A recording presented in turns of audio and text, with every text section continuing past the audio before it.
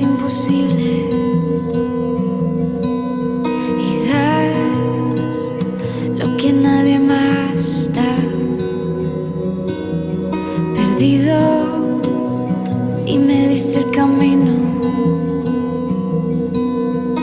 Eres siempre bueno para mí.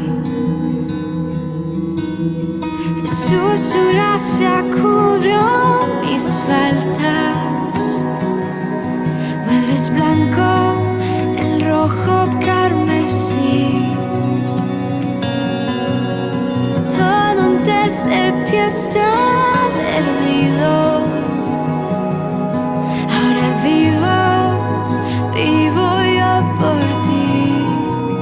Vivo yo por ti.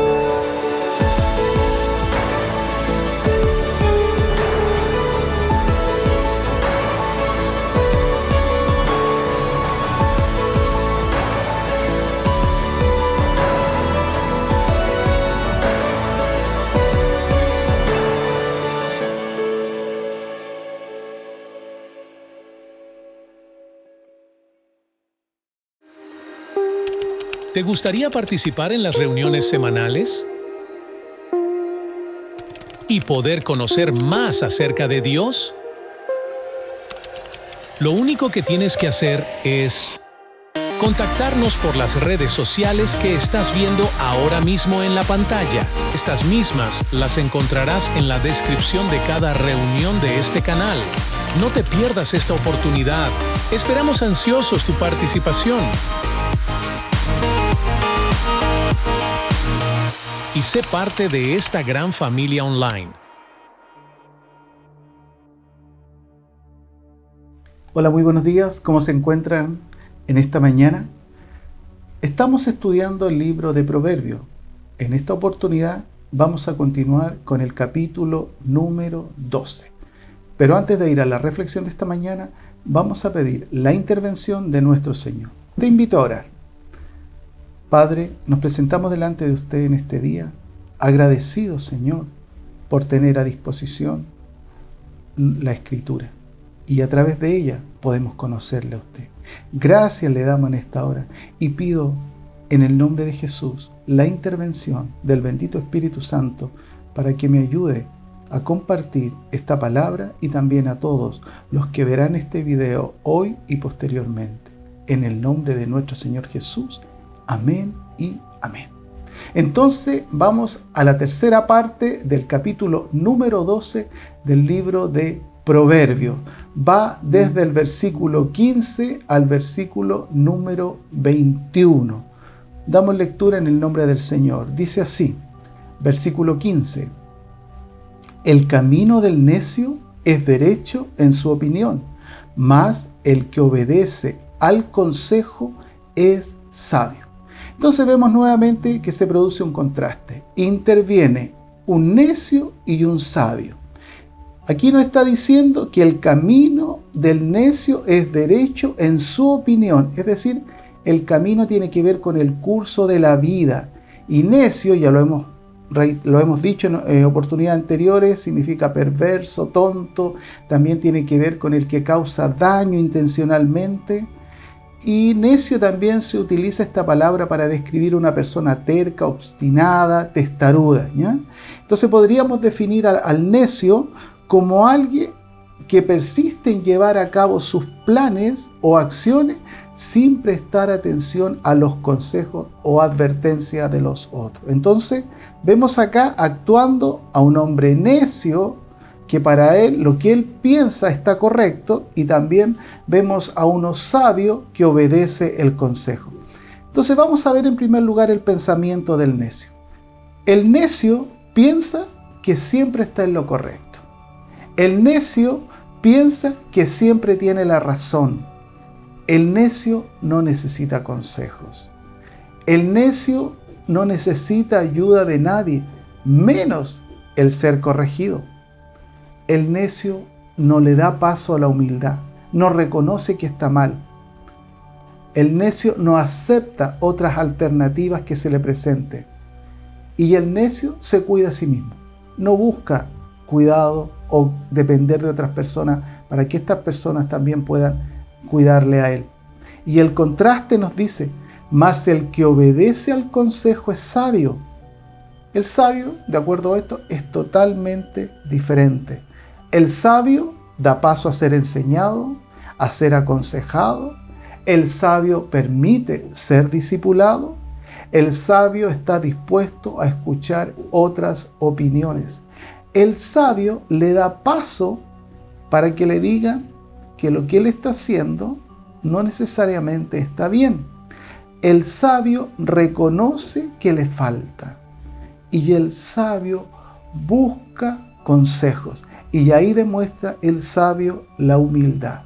Versículo 16 dice, el necio al punto da a conocer su ira, mas el que no hace caso a la injuria es prudente. Nuevamente vemos un contraste entre un necio que se enoja fácilmente y un prudente que no hace caso a la injuria. Entonces podemos ver acá que existe uno que controla las emociones y otro que no controla sus emociones.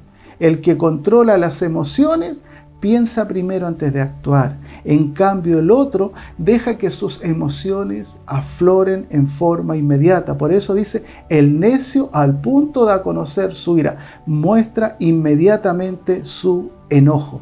Veamos un caso que nos describe la Escritura. Génesis capítulo 4, versículo 3 al 7.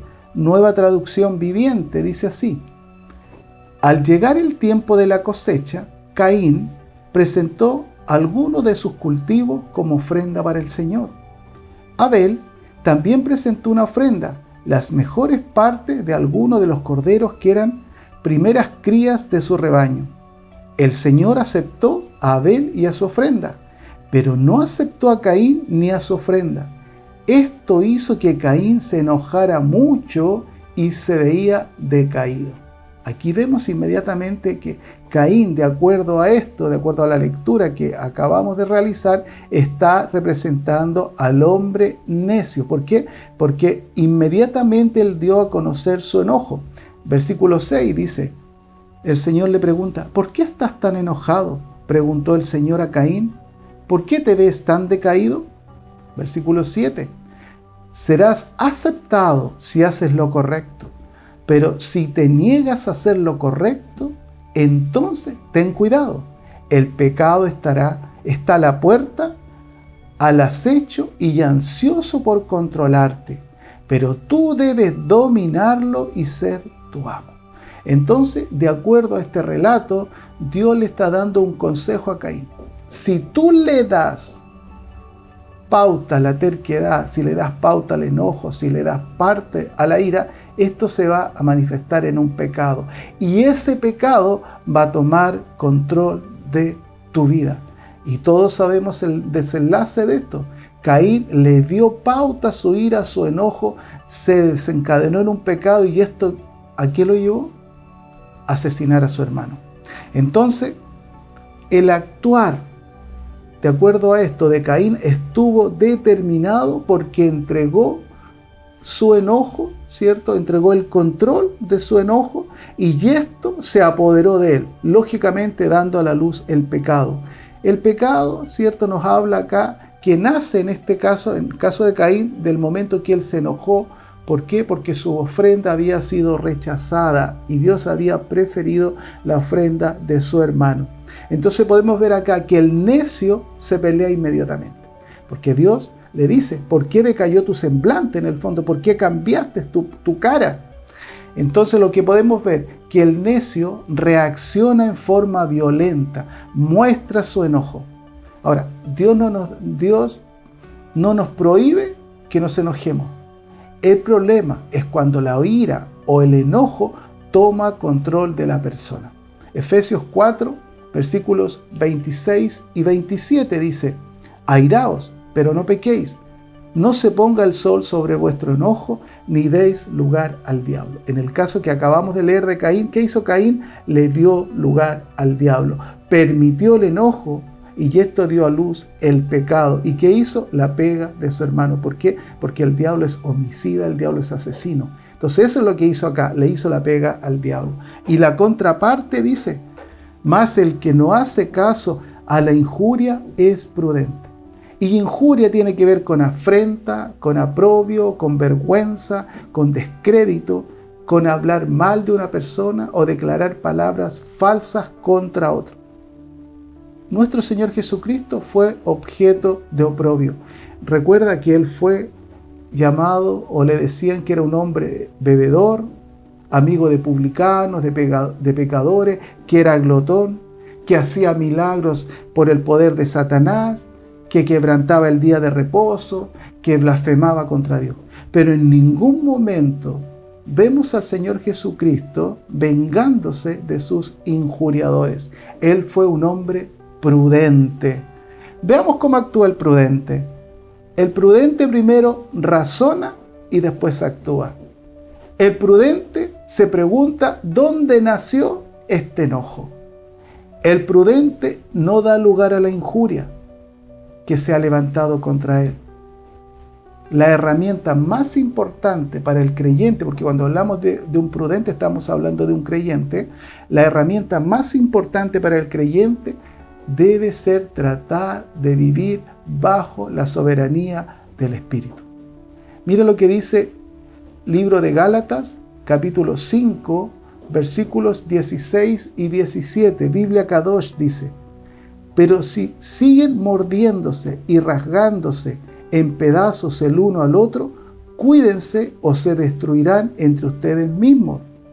Lo que estoy diciendo es esto: vivan sus vidas por el Ruach, que es el Espíritu, entonces no harán lo que su vieja naturaleza quiere. Entonces, ¿qué nos está aconsejando acá el apóstol? Nos está diciendo que vivamos conforme al Espíritu, y vivir conforme al Espíritu te permitirá refrenar esos actos de ira, de violencia, de enojo que toman el control de la vida y dan a luz el pecado.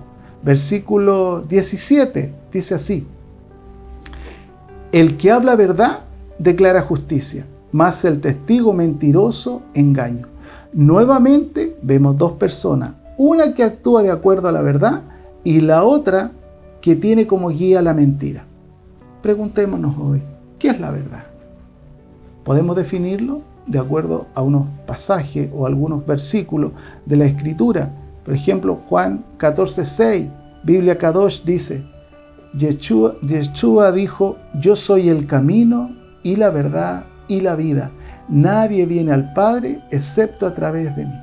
Jesús está declarándose como que Él es la única y auténtica verdad. Él es el camino y la verdad y la vida. La vida está en Jesús. El camino perfecto y agradable del hombre hacia Dios está en Jesús. Y la verdad está en Jesús. Primera de Juan 5:20 dice: pero sabemos que el Hijo de Dios ha venido y nos ha dado entendimiento para conocer al que es verdadero. Y estamos en el verdadero, en su Hijo Jesucristo. Este es el verdadero Dios y la vida eterna. Actualmente se habla de verdades relativas, pero nosotros como creyentes tenemos la esencia de la verdad, y la esencia de la verdad se llama Jesucristo, Jesús el Mesías.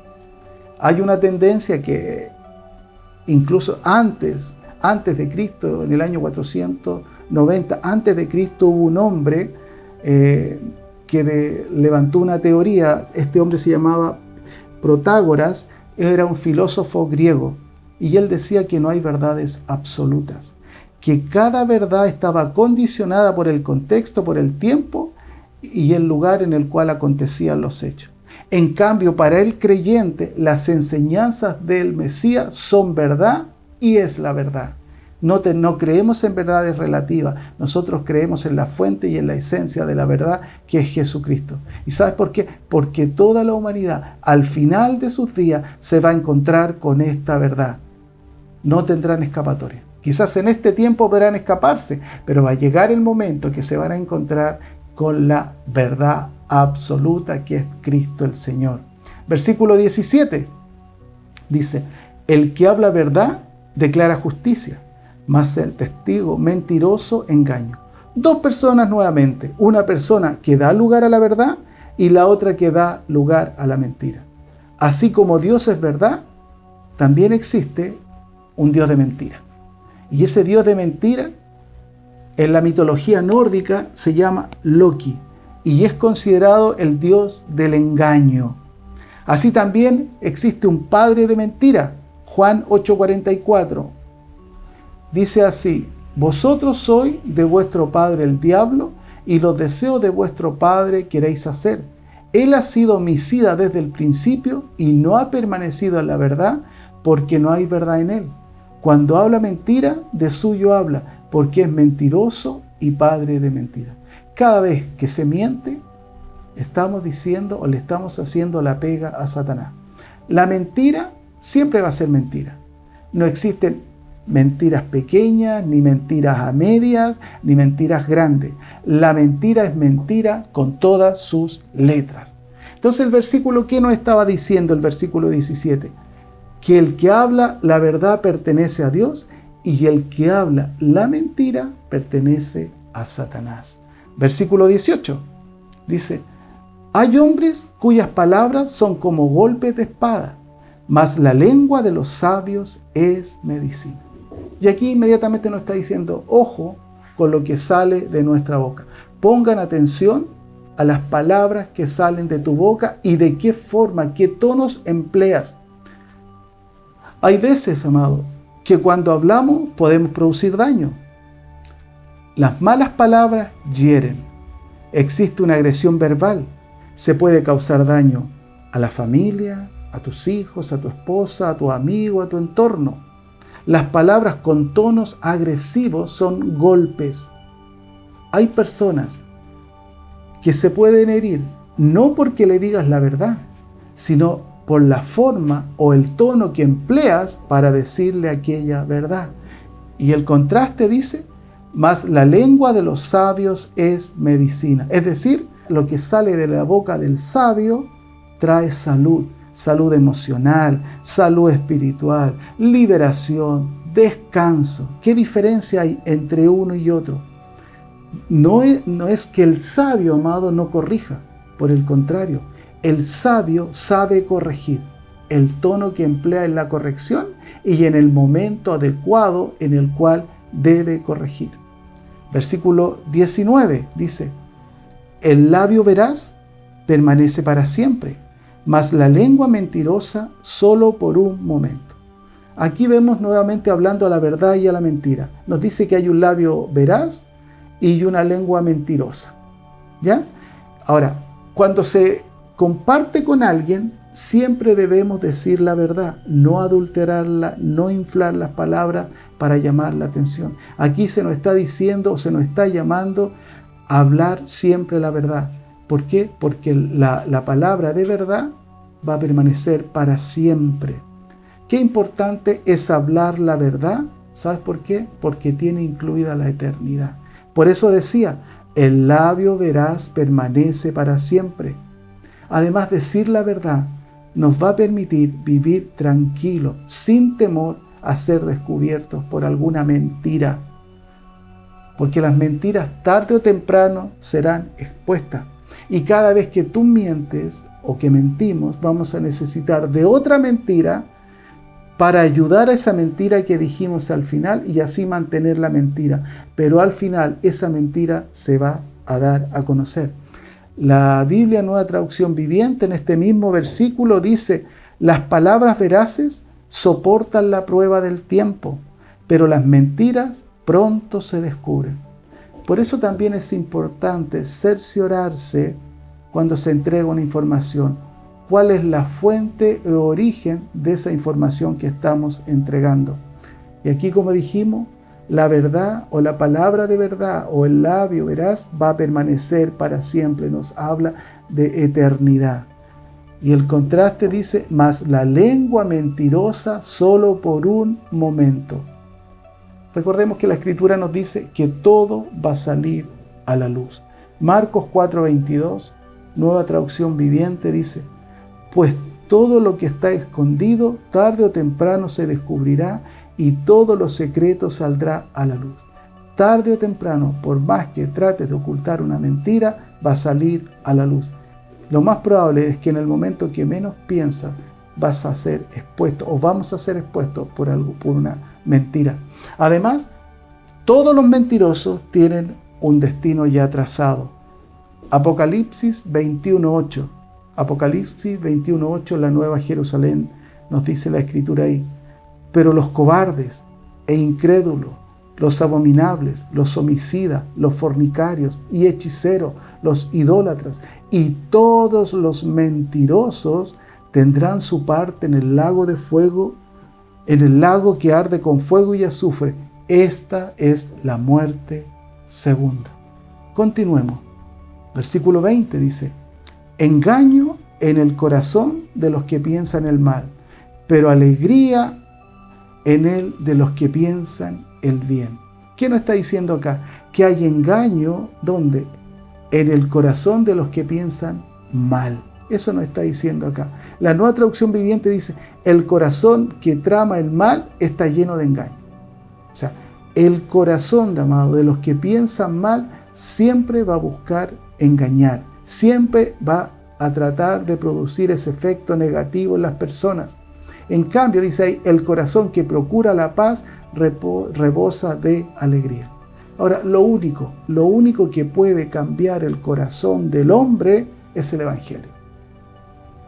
No necesitamos, amados, que otra cosa nos ayude a cambiar nuestro corazón, porque nada tiene el poder de cambiar el corazón del hombre, que es el Evangelio. ¿Y qué es el Evangelio? Las buenas noticias, que nuestro Señor Jesucristo vino a esta tierra a morir por todo aquel que cree y confía en Él. Ningún corazón que no haya sido cambiado deseará cosas que no busquen su propio provecho. Por eso es importante, amado. Por eso cuando el Señor Jesús dice que nos dará un nuevo corazón, ¿es para qué? Para que estas cosas pasadas no vuelvan a nosotros, porque siempre va a haber una pugna. Dios nos da un nuevo corazón para poder alinearnos con la voluntad de Dios y con sus buenos deseos. El corazón malo siempre dará luz el mal. Mateo 12:34 dice así, Jesús hablando a los fariseos: generación de víboras, ¿cómo podéis hablar lo bueno siendo malo? Porque de la abundancia del corazón habla la boca. Los fariseos tenían un corazón malo, un corazón perverso. Entonces, ¿cómo ellos podían hablar cosas buenas si en realidad todo lo que había en su corazón era malo y por ende todo lo que salía de ellos era malo? Por lo mismo motivaron la muerte de nuestro Señor Jesucristo. Y para terminar, versículo 21 dice así: ninguna adversidad acontecerá al justo, mas los impíos serán colmados de males. Ninguna adversidad acontecerá al justo. Esto es lo ideal, pero la verdad que no siempre es así. Hay situaciones adversas. Adversidad significa o tiene que ver con cojear. Eso significa que de repente te va a costar más, que van a haber cosas que se te van a presentar, pero dice ninguna adversidad acontecerá al justo. Ahora, si el justo se comporta adecuadamente, no encontrará cosas negativas, porque estas cosas negativas que vienen a su vida, en el fondo él mismo las provoca.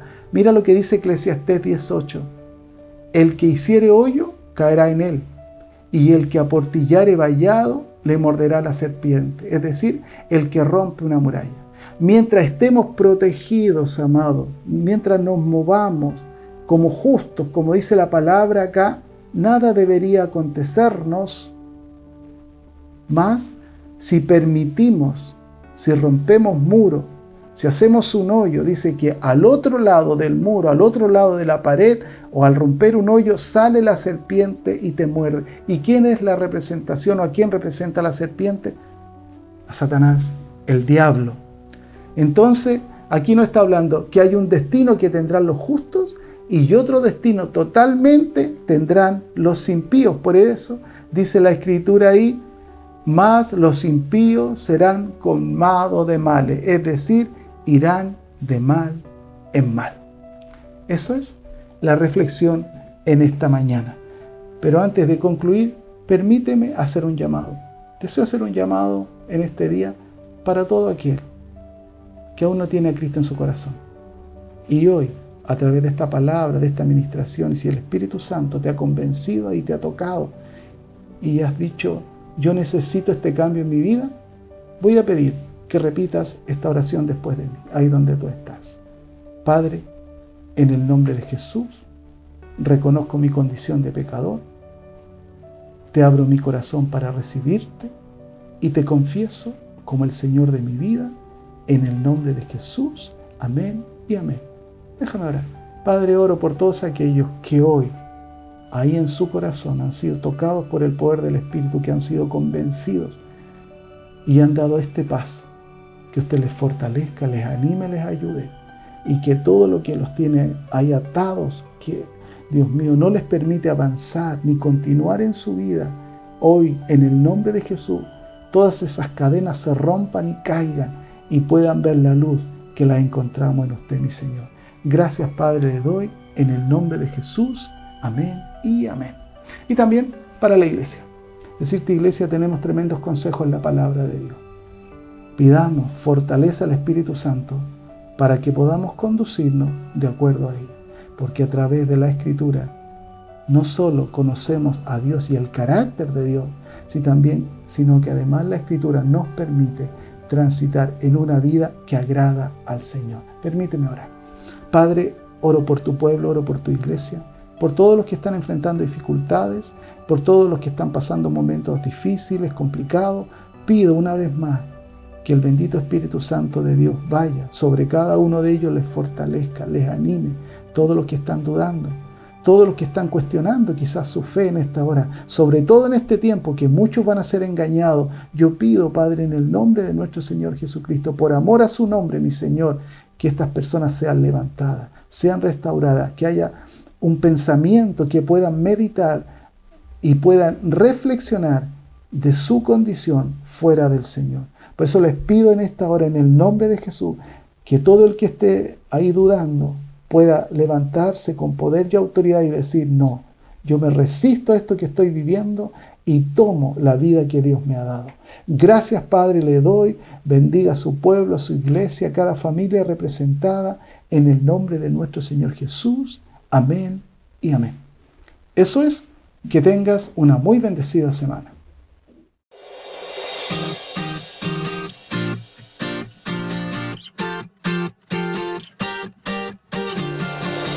Poderoso, invencible, admirable, grande, fuerte, Dios, Rey de reyes, asombroso, incomparable. Eres increíble, todopoderoso, grande, eres increíble. Venciste las tinieblas, Cristo exaltado estás. Oh, oh,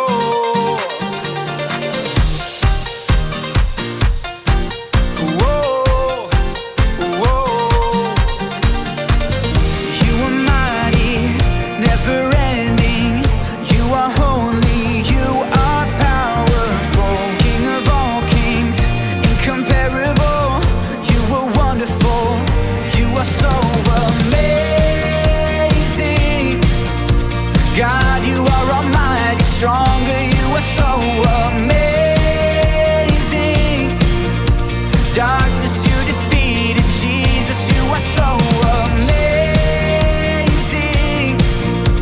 God, you are almighty, stronger, you are so amazing. Darkness you defeated, Jesus, we lift you high. Oh, oh.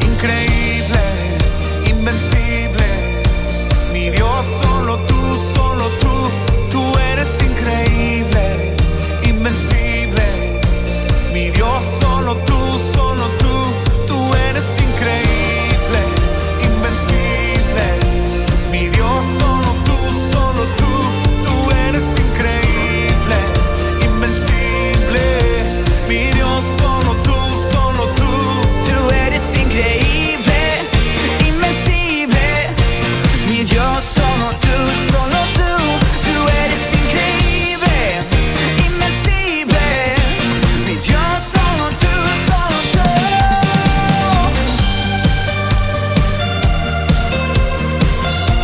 Solo tú.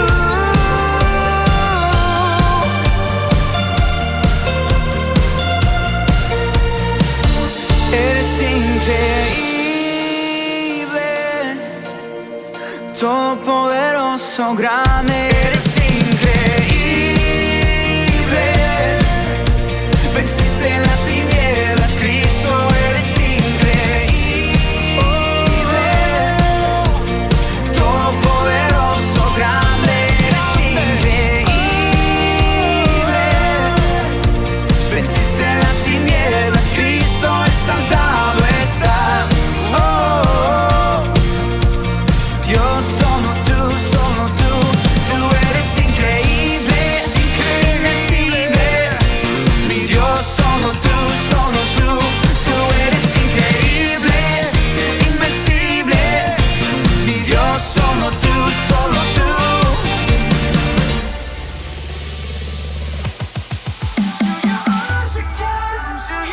arms again.